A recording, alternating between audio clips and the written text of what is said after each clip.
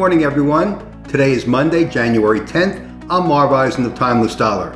Starting today, as I do every day, looking at the economic calendar, there are no announcements today that are going to be affecting the market in any way, shape, or form. However, and I will give you a heads up for tomorrow, at 10 a.m. tomorrow, Fed Chairman Jerome Powell has a confirmation hearing. Now, that's not an FOMC minute announcement, but it is going to be just as important because at that hearing, Chairman Powell could say things and probably will say things that will affect the market. But that's tomorrow, so let's not worry about it today. Moving along to the morning's business news, and I use CNBC, as all of you who have been watching my videos know.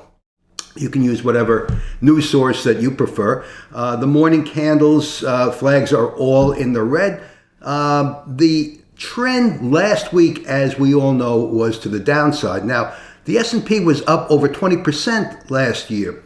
Very, very big gains, and people who bought in early in the year are sitting on big gains. I don't know if those gains are going to hold throughout 2022.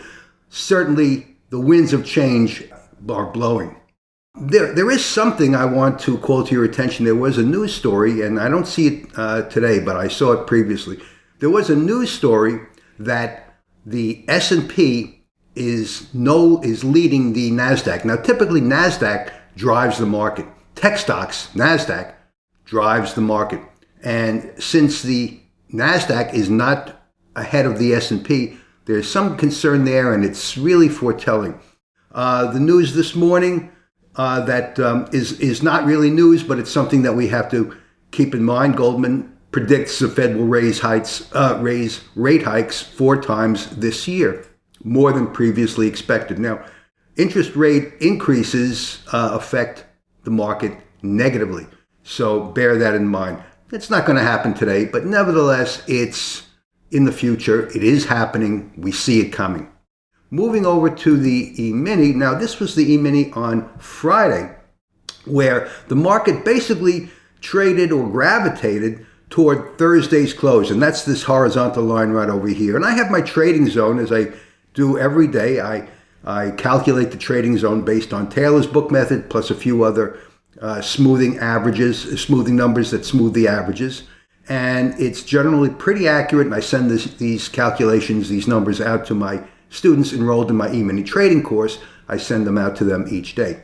The support was at 46.45, the resistance at 47.05, and the trading prices traded within the range throughout the day.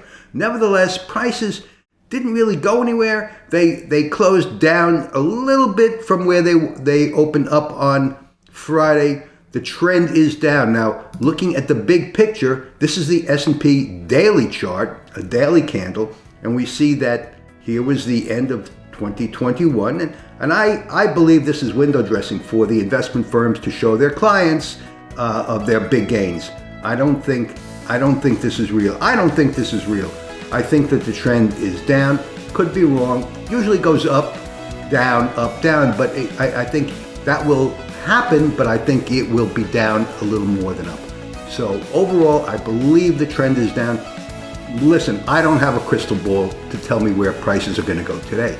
I do believe it is going to be a trader's market, so keep your powder dry and trade safely. Use a lot of patience.